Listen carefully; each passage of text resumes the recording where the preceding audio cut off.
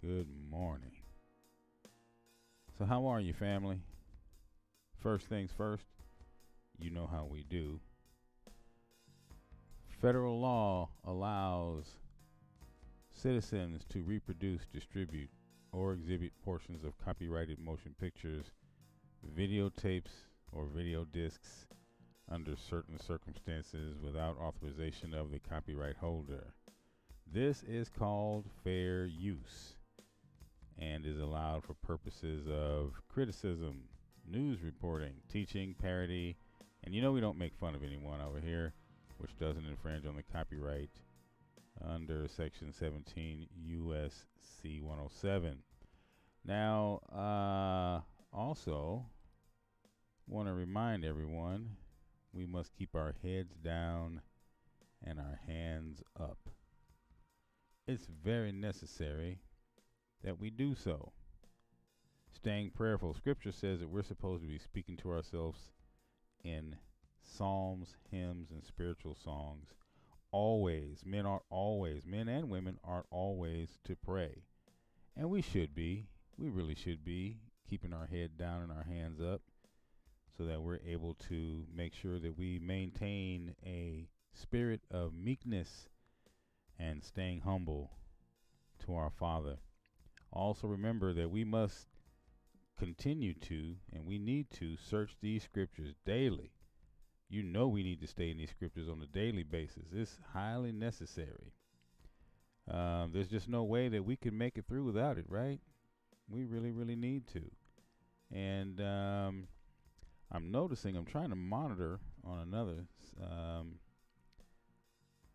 unit, and I'm having some difficulty getting a notification that there it is.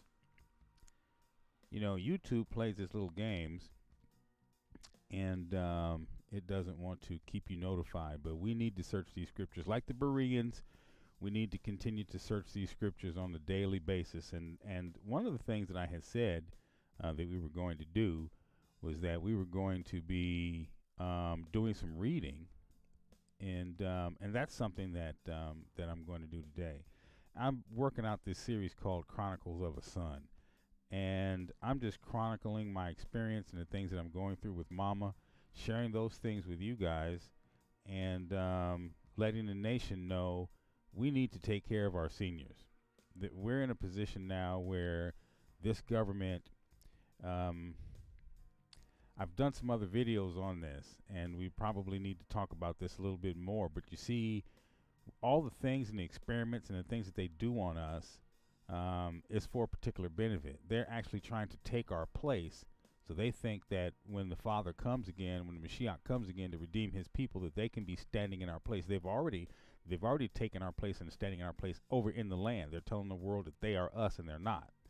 And so just like I showed you, this European chick who put all this melanin in her skin, got all these breast implants, standing there, she just wants to be black. Just like the narrative of the movie Get Out. What was the thing he said? Why are you guys doing this? He said, well, black is the new thing. Everybody's doing black. So when you look at these narratives and you see what's really going on behind the scenes, there's an agenda. Melanin, scientifically produced, is being sold for $3,000 an ounce. Why are you producing melanin if you don't want to be us? So there's a whole agenda out there to step in and take our place. And in doing so, they think that they'll be able to fool the Mashiach.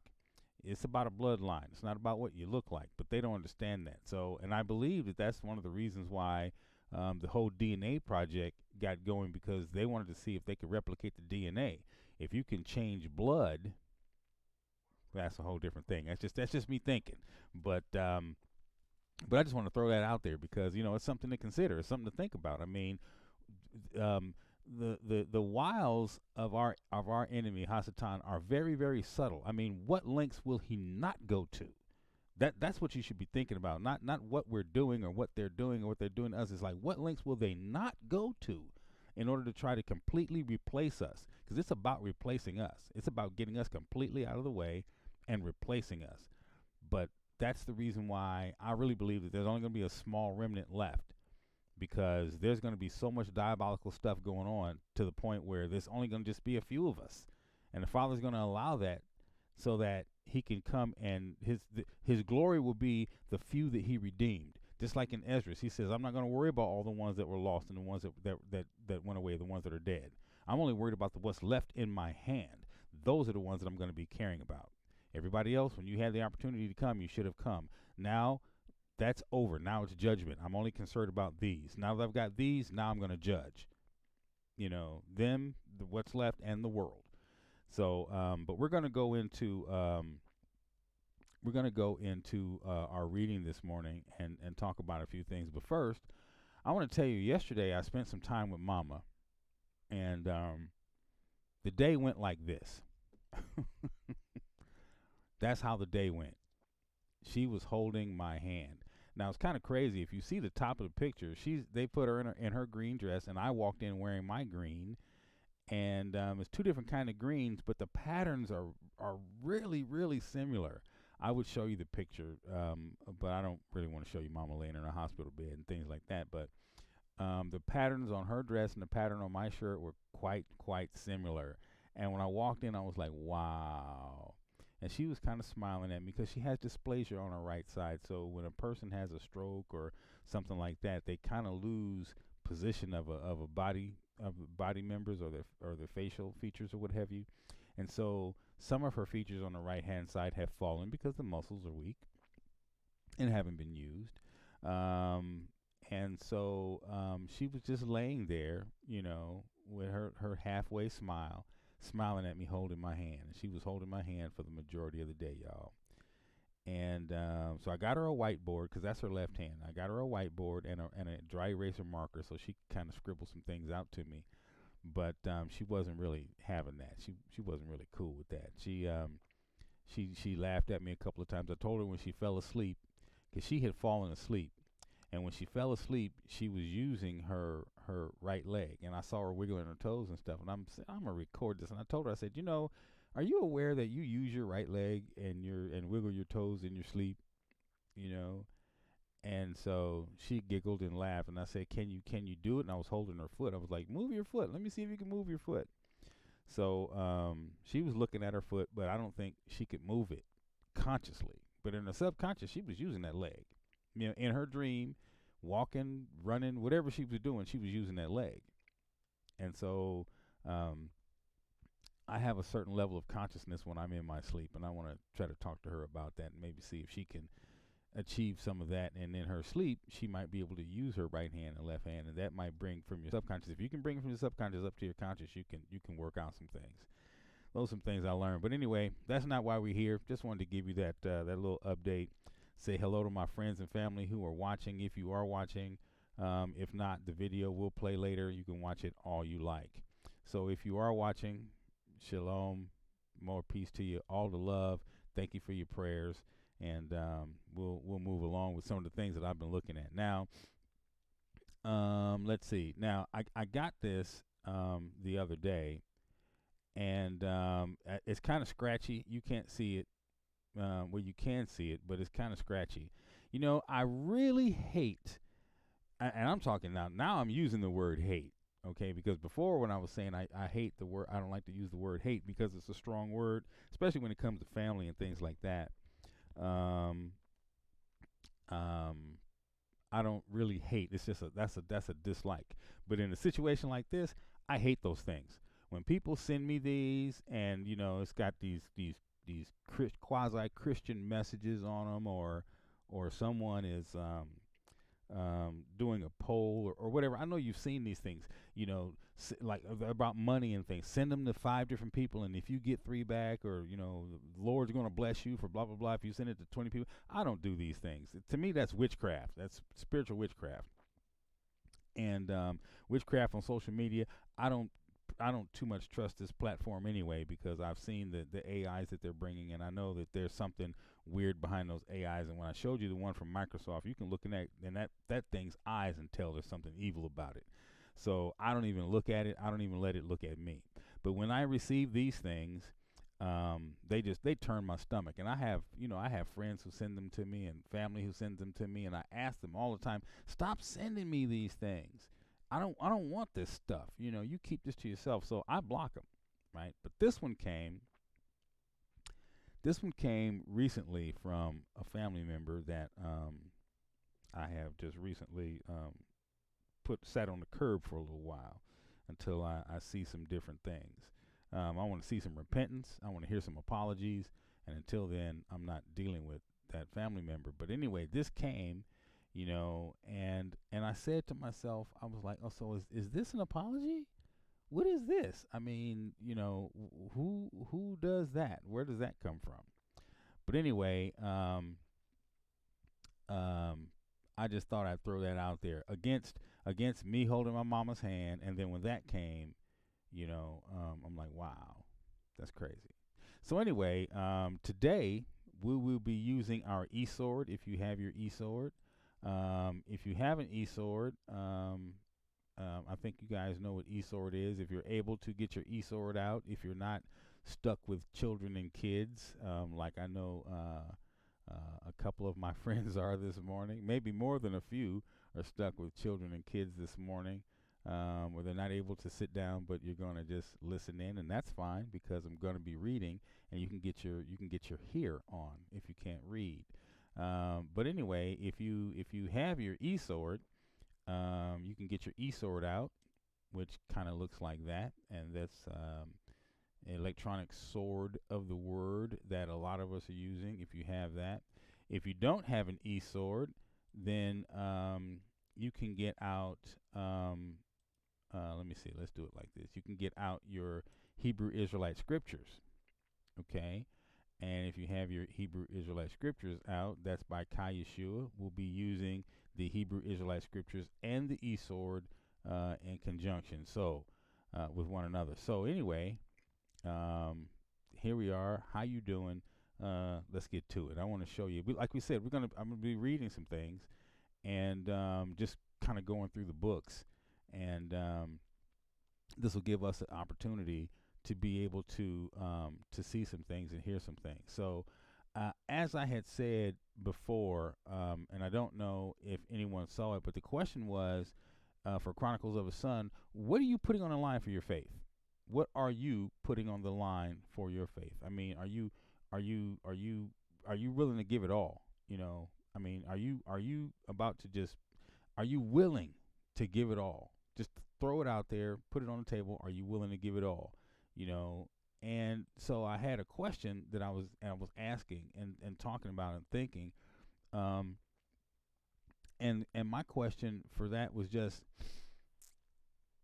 what would you do if you lost everything? What would you do if you lost everything? I mean, I want you to think about that. I mean, really, really think about that. What would you do right now? See, because during the time of the crash of '29, there were people jumping out of windows, committing suicide, killing themselves because they had lost everything. The thing about a person who loses everything and is not touched by it, that person can get it all back, because once you've acquired it and then you've lost it, you know how to attain it again. So it's really not an issue for you to go out and do it all again and get it all back. But in today's world, I'm thinking about you, family. What would you do if you lost everything today? What would you do if the Most High allowed Hasatan, our adversary, to touch you like he touched Job? What would you do? I mean, I can tell you that there's a lot of you who would fail miserably, horribly.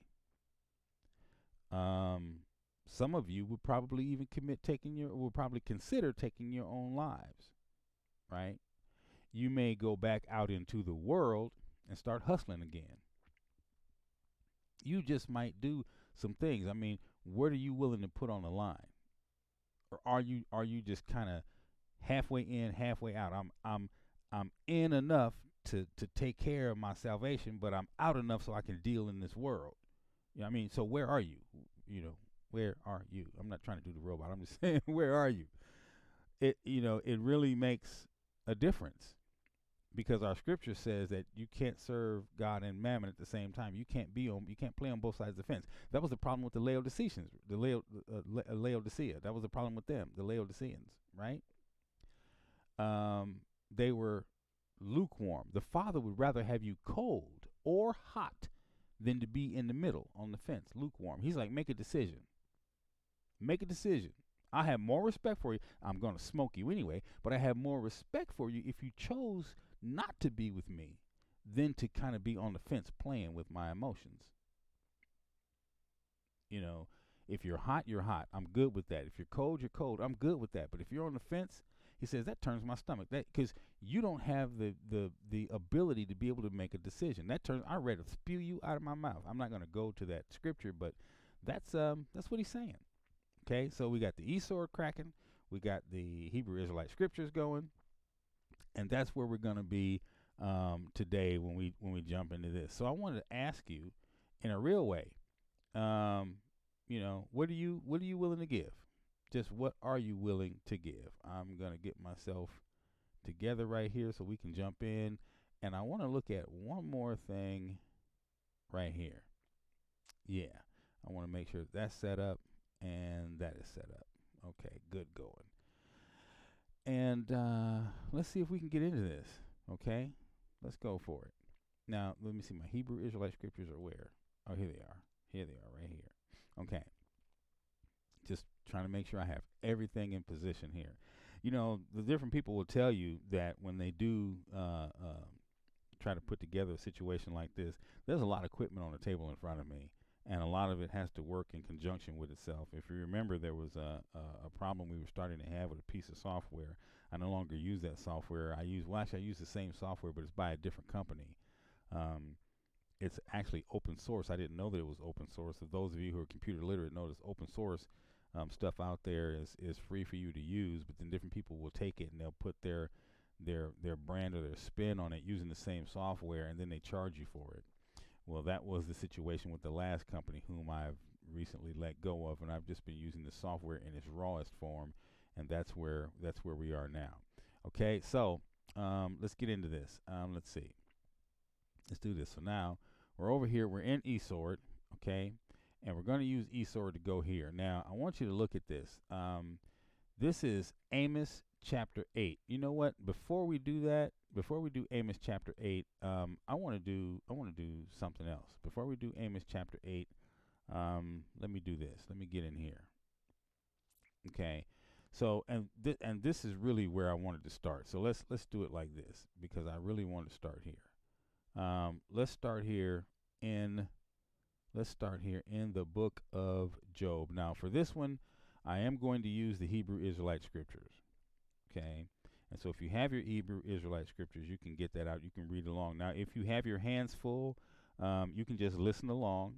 I know that a couple of you have your hands full this morning, and so you can just listen along. But for those of you who do not have your hands full, you might want to get a book so you can follow along, because the question is, what are you willing to put on the line? Are you willing to give it all? Okay, and what would you do if you lost it all? And for that, we're going to start with the book of Job. Okay, so in the book of Job, in the Hebrew Israelite scriptures, let's just start here. There was a man in the land of Uz whose name was Job. Okay, the English would say Job. J didn't come into existence until 1630 in the English backwards language. And that man was perfect and upright, and one that feared Elohim and eschewed evil, or he hated evil. And there were born unto him 7 sons and 3 daughters. His substance also was 7,000 sheep. He had 3,000 camels, 500 yoke of oxen, and 500 she-asses. Excuse me. Sorry about that. And a very great household, which means that he had lots of children, servants, and people that worked for him. His household was his entire company that encompassed him. Everyone that rode, that hung out with Job, he was the master, and then he had servants and workers and his family, and that was his household. That's how he counted your household. Okay, so we're back to verse 3. His substance was 7,000 sheep, 3,000 camels, 500 yoke of oxen, 500 she asses, and a very great household, so that this man was the greatest of all men of the East. Okay, so he was Donald Trump, black version. Okay, stay with me now. I had to pay homage to Morris Day in the time right for that one. But he was, a man of color, and he was the greatest or the richest. He had the most substance of all the men of the East. And his sons went and feasted in their houses. So he had some sons, and everyone his day, and sent and called for their 3 sisters to eat and to drink with them. And it was so, when the days of their feasting were gone about, okay, that Job sent and sanctified them, and rose up early in the morning and offered burnt offerings according to the number of them all. For Job said, it may be that my sons have sinned and cursed Elohim in their hearts. Thus did Job continually. Now we know this was a man of Abrahamic faith. We can see that here. They're feasting. Okay. He's offering sacrifices, because just in case his sons have forgotten their way and they're not following what he has taught them, because obviously he's taught them how to do this. They're his sons. And he's saying, just in case my sons have dropped the ball, I'm going to offer some offerings for them, just in case they cursed Elohim in their hearts. And he did this continually. Now, there was a day when the sons of Elohim came to present themselves before Yahweh, and Satan also came among them. Now these are the sons, right, of Elohim. That means that we have angelic beings, messengers, who are in the heavens presenting themselves before the Father, and Satan came also with them. And Yahweh said unto Satan, whence comest thou? When you come? What are you here for? And Satan answered Yahweh and said, from going to and fro in the earth and walking up and down in it. Where are you coming from? Well, I've been strolling around on your earth, walking up and down in it.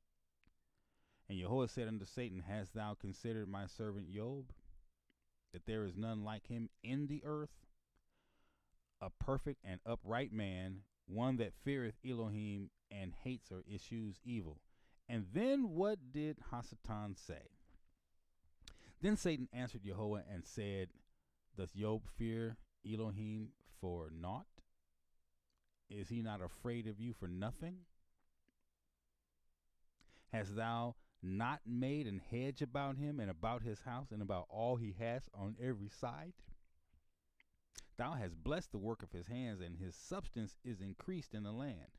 But listen, put forth thy hand now and touch all he has, and he will curse thee to thy face. So you see, this is how, this is why Yeshua has to stand in front of the Father for us. And this is why he has to advocate for us daily, because Satan is standing there lying on us to the Father daily. Now, sometimes he's telling the truth, because, that we really are doing those things. But when we are doing those things, he says, see, look, see, I told you, look, there he is, look, see him? And then Yeshua has to stand there and say, oh, Father, he's under my blood. Surely we can overlook this one. Can my blood cover that? So you have an advocate standing there for you, while your accuser is standing there accusing you daily. Here's your evidence right here in Job. And so Yahweh 12 said unto Satan, behold, or look, all that he has is in your power. Only upon himself put not forth thy hand. In other words, you can't touch his life. You can't take his soul, but you can touch everything, including his body. So Satan went forth from the presence of Yahweh, and there was a day when his sons and his daughters were eating and drinking wine in the eldest brother's house.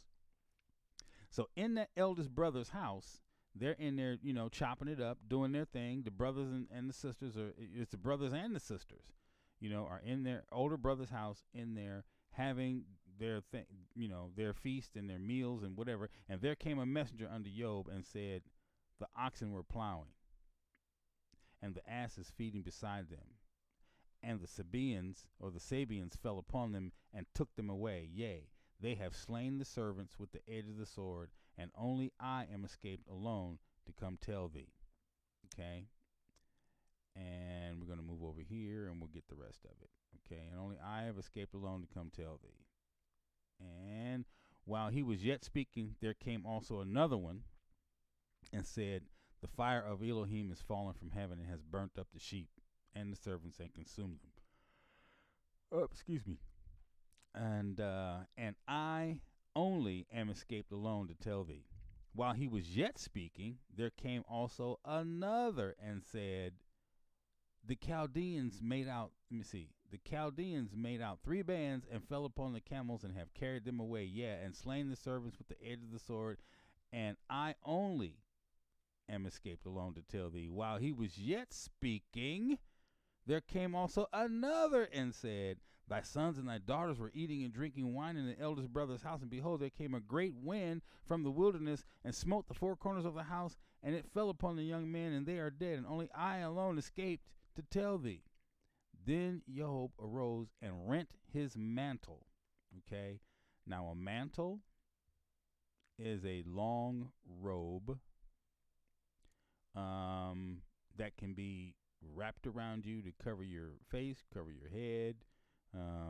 It can also be wrapped up and used as a turban.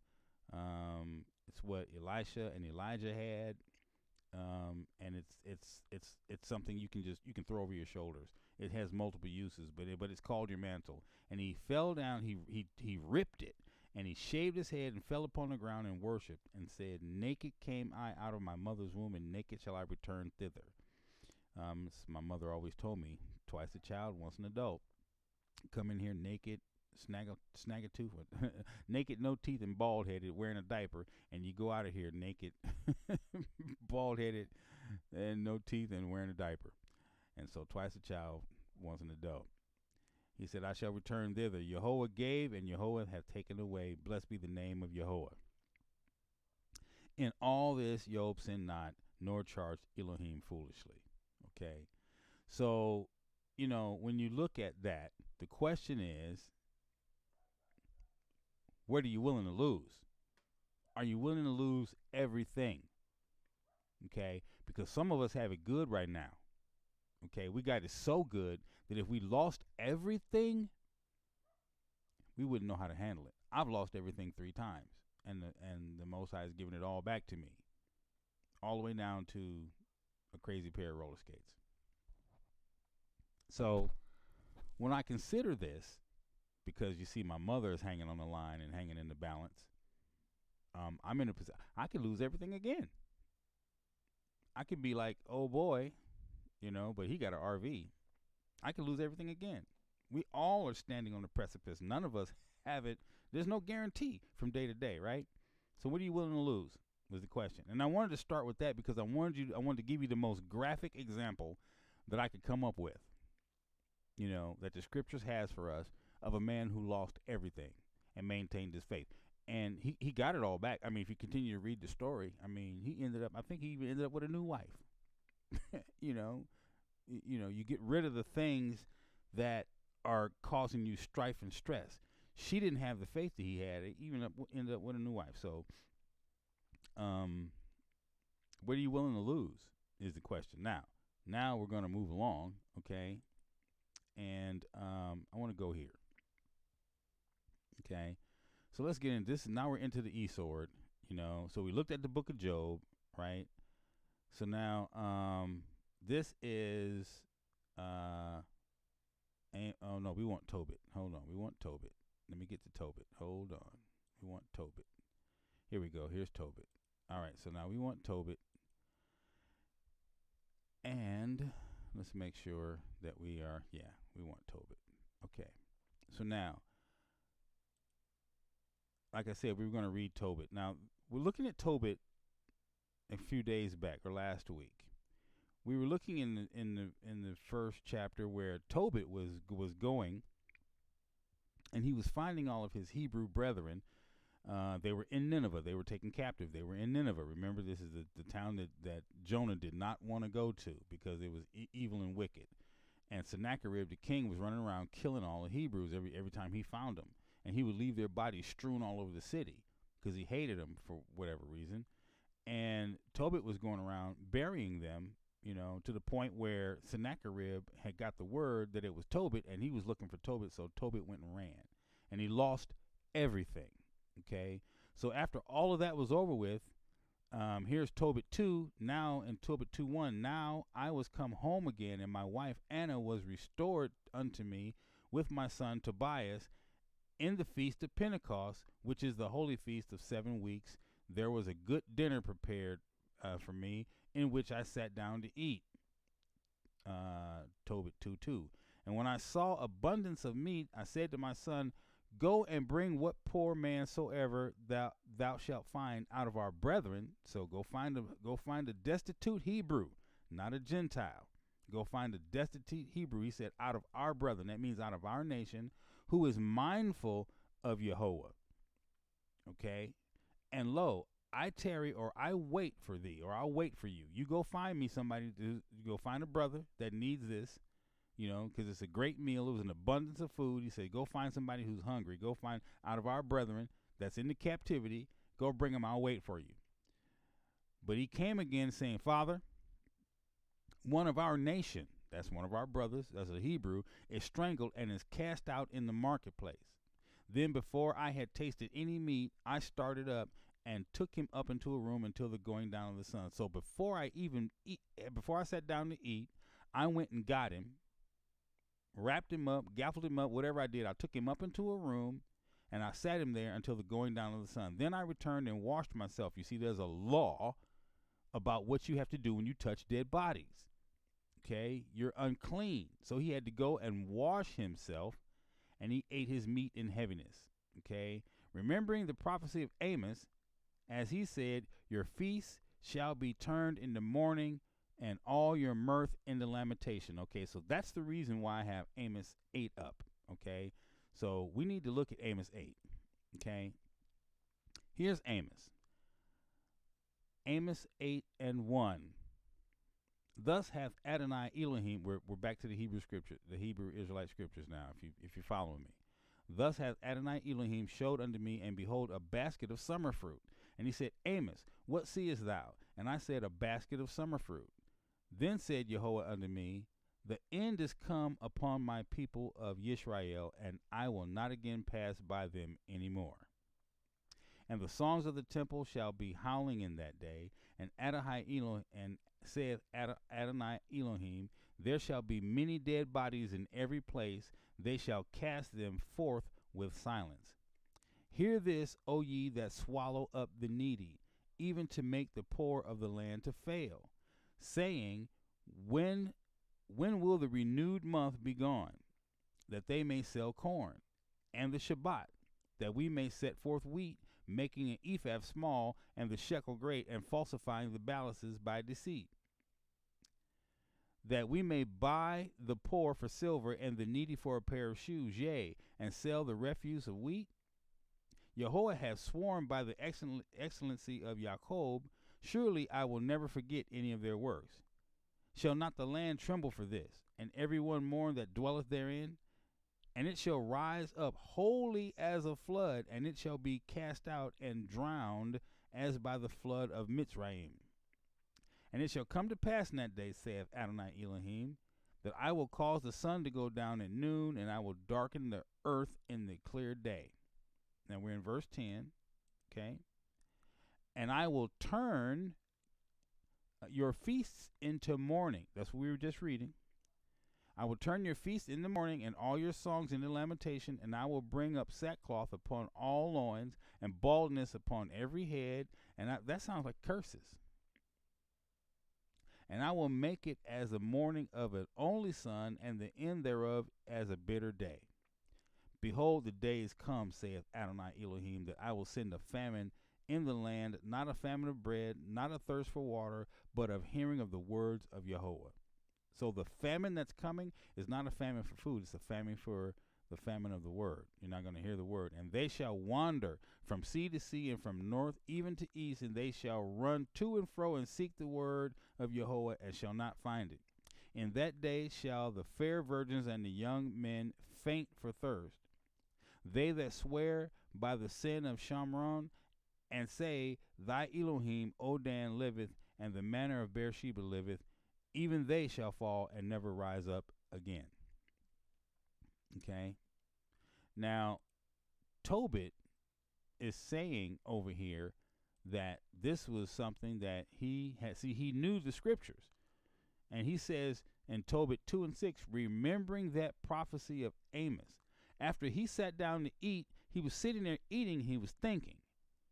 And he said, while he was thinking, he remembered the prophecy of Amos, and he said, your feast shall be turned into mourning, and your mirth into lamentation. Therefore, in 7, therefore I wept, and after the going down of the sun, I went and made a grave and buried him. So he's sitting there eating, thinking about the prophecy, and he started to cry because his nation, they were in captivity, just like we are now. You know, do you lament? Do you cry over the condition that we're in? Or, I mean, there's a lot of you out there that are doing good. You got your Tyler Perrys, you got your Jay-Z's, you know, you got a lot of people out there with money. They're not thinking about this, but there's those of us who are out here who with a hatchet, man. We're chopping away trying to eke out a living. We're just chopping and chopping and chopping, and it's like, it doesn't matter how much I work. I never have enough money. It doesn't matter. It doesn't matter what I do. I'm always on the struggling end. And that's what the curse said, is that that's where you're going to be. You're going to be the bottom. You're going to be on the bottom. So if you make it to the top, you know, then there's some things that you've probably sacrificed to get there. And so what did you do? Because to be a friend of this world is to be enemy of the Most High. So what did you do? How did you get there? I can tell you Tyler Perry was hanging out with the Sodomites. That's where he created Medea. The little sodomite girly man even came out and exposed the fact that he used to sit in the audiences and watch their shows. And then he went back to, see, he was watching the transvestites do their show, and the little sodomite had a character that was very similar to Medea. Well, all Tyler Perry did was take it and put it in the church. He cleaned it up and polished it and made it palatable to take it through as a play through the churches, and it blew up for him. And now who's he running around with? Wicked Oprah Winfrey, who says there are many paths. There's not just one path. See, Yehoshua says, I am the way, the truth, and the light. No man comes to the Father except by me. But Oprah says there are many paths. How does that work? How does that work? Okay? So he's sitting there at his dinner during a feast, which has been turned into lamentation for him because he remembered the prophecy of Amos. And in Tobit 8, he said, my neighbors mocked me and said, this man is not yet afraid to be put to death for this matter. For this matter. Because, see, the colon is telling us what happened. Now, he who fled away, and yet, lo, he buried the dead again. Said, what's wrong with him? He ain't even scared to be caught and killed. And now he done went and did it again. See, keeping the subject and the object together. That's why the colon is there. So that you know we're still talking about the same thing, but that's their explanation, right? His neighbors mocked him and said, this man is not afraid to be put to death. First he ran, and now he's doing it again. See, because Tobit ran for his life. Remember, they were chasing him, and he was running for his life. And then his nephew became the cupbearer and the steward, and his nephew got him set up, so that he could come back. And also, side note, that area that he came back to, Madai, just found out that area, Madai was one of Japheth's sons. So he's in Gentile territory. Okay, we were doing a study on some of Japheth's offspring and looking at the names because we were chasing down the Khazars and figuring out, where the Khazars came from. Like I said, they're the Khazarian, the Ashkenazi Jews. Ashkenaz is one of Gomer's sons. I believe it's Gomer's son, but they're still Japhetic. So Ashkenaz they come out of Germany, but they're Khazarian. If you go back in their bloodline, so those are the ones who are claiming to be the Israelites in the land today, right? So he was Madai, so he's in Gentile country. When he fled away, that's where he was running in that country. And so they said he's buried. He went and did it again. He buried a dead man again. And 9. So the same night also I returned from the burial and slept by the wall of my courtyard, being polluted, and my face was uncovered. Okay, so he couldn't go in the house because he had handled a dead man again. And this time he had done the burial. There's levels to this. There's laws to this, right? And most of us are not even go to somebody's funeral that we're unclean. You can't go. There's levels to this. Okay, so anyway, he was unclean, so he had to sleep by the wall of his courtyard, and he was saying right there he was polluted, so he was unclean, and his face was uncovered, right? And he didn't know that there were sparrows in the wall. So I knew not that there were sparrows in the wall, and my eyes being open, the sparrows muted warm dung into my eyes.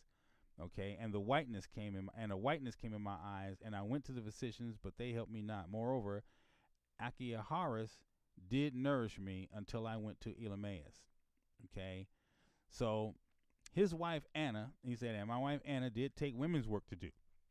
So Anna had to go get a job, because now that he's blind, he can't do anything to support the family, right?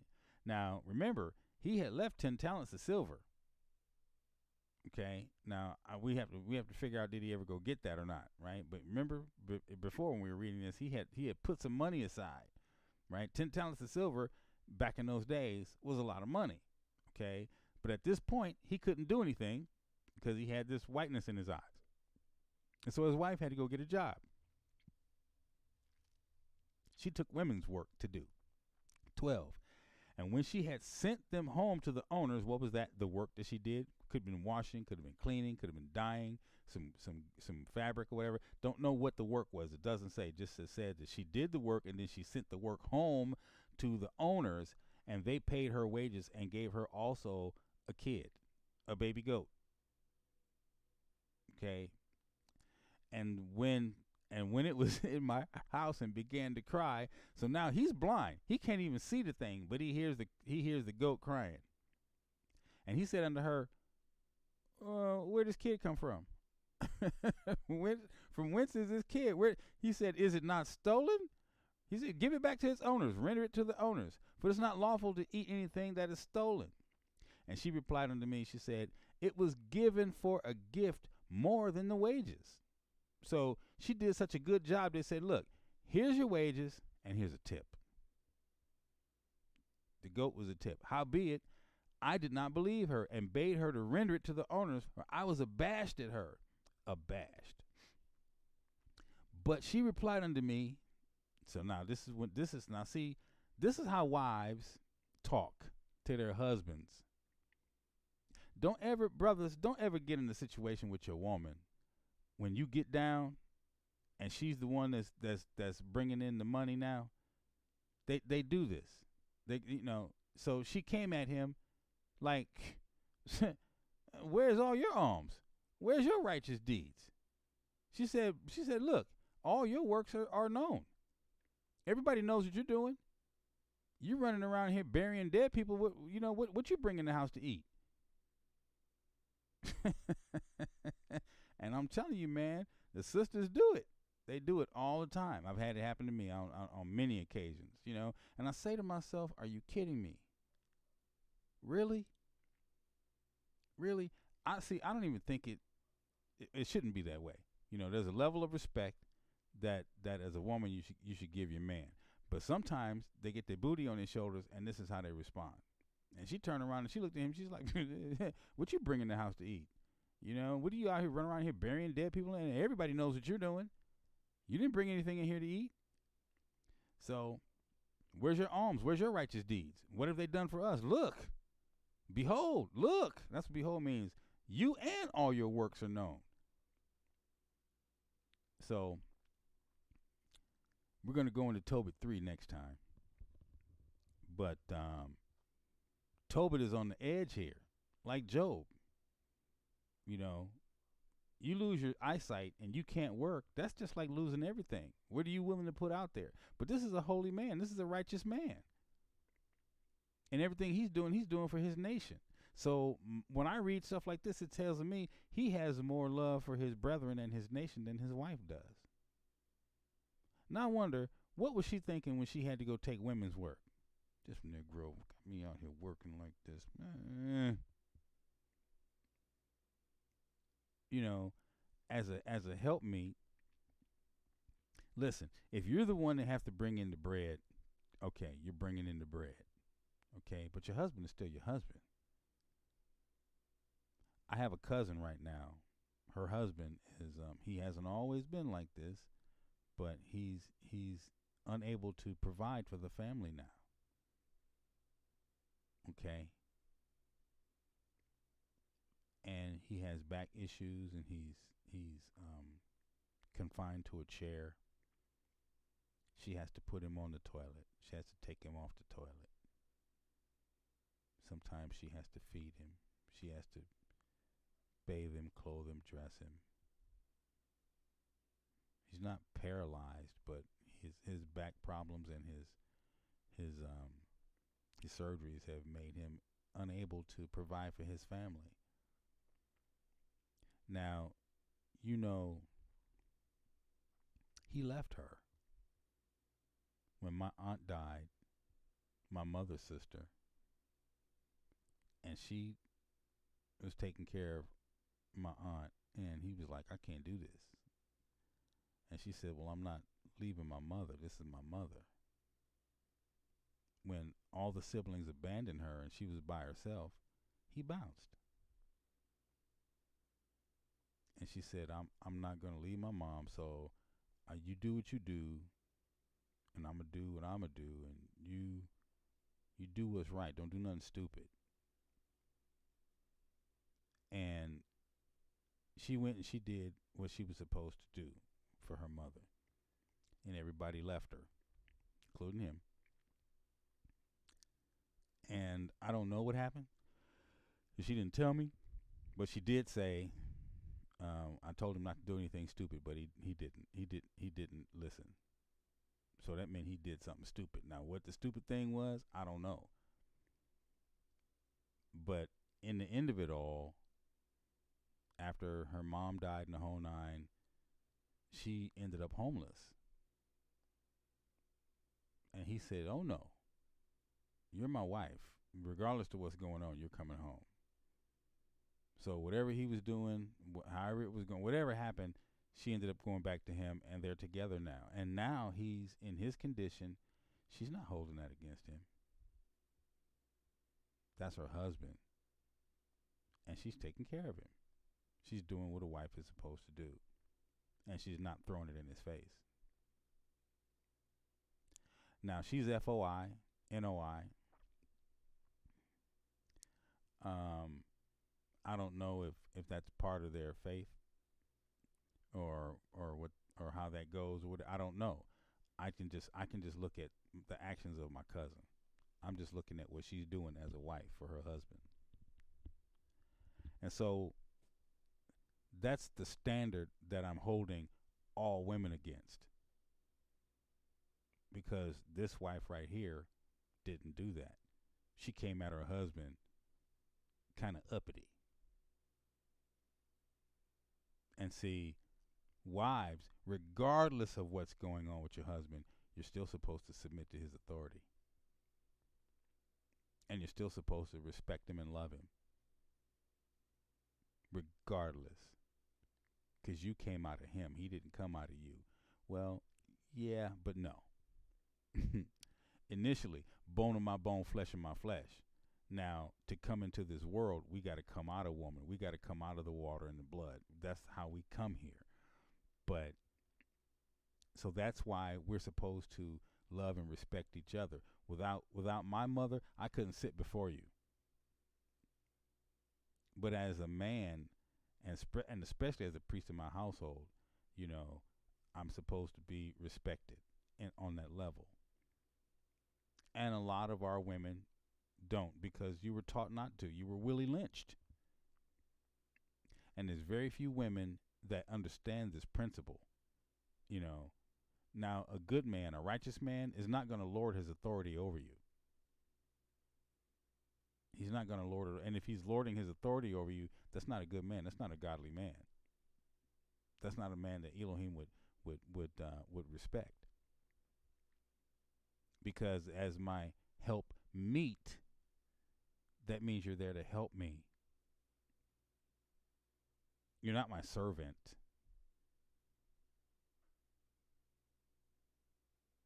We're in this thing together.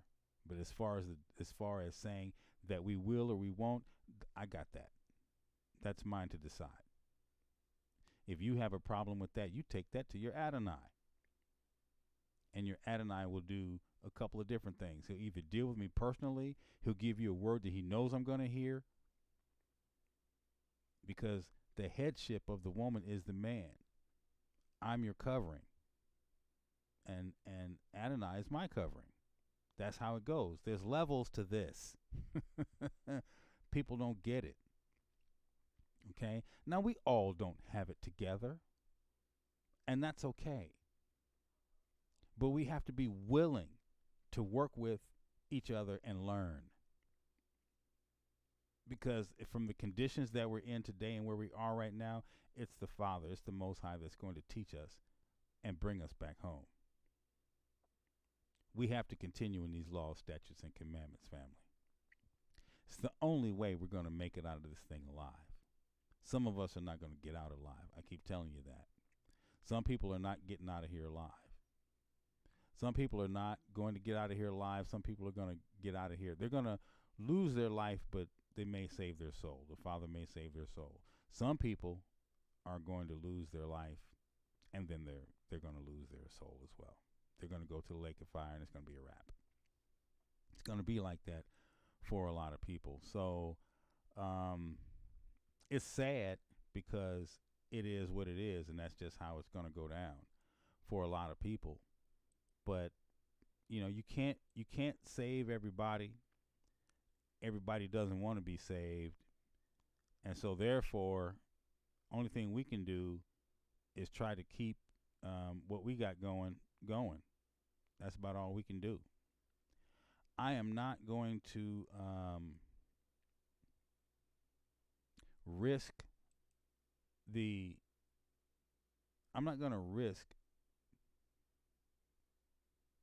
my salvation just because my sister's not figuring it out. I'm not going to do that. I'm not going to do that. So, in the meantime and in between time, I'm trying to figure out why this thing's not working. Okay, it's not working. Everything is up. Everything is on. Wow, it was working a minute ago. Don't get it. So, that's all right. It is what it is. Like, again, this is not our technology. This is fallen angel technology. And let me turn it off and bring it back. See if I can make it work again. It's fallen angel technology. The technology that the Father is going to give to us is going to be so much better than this. We don't have to deal with, the what is it? The voice inside the machine. The I'm telling you, they got these bots that I don't want to deal with these bots at all. This AI thing they got coming, and just don't want to deal with it at all. It's not gonna work. That's crazy. All right. It's not gonna work. So, anyway, Mishpachah, I hope that that little bit, because that's about all we're gonna do. I hope that little bit shed some light on some things for you. And if it did, then great. If not, then you might want to listen to this again or go back and read it on your own and see if there's something that might be able to work for you, because there's a big question. What would you do if you lost everything? And what would you do if you lost it all today? You know, a lot of us are standing on the precipice, and we shouldn't be standing on the precipice. You got to make a decision who you're going to serve. And today you should be trying to figure it out. Who are you going to serve? Okay.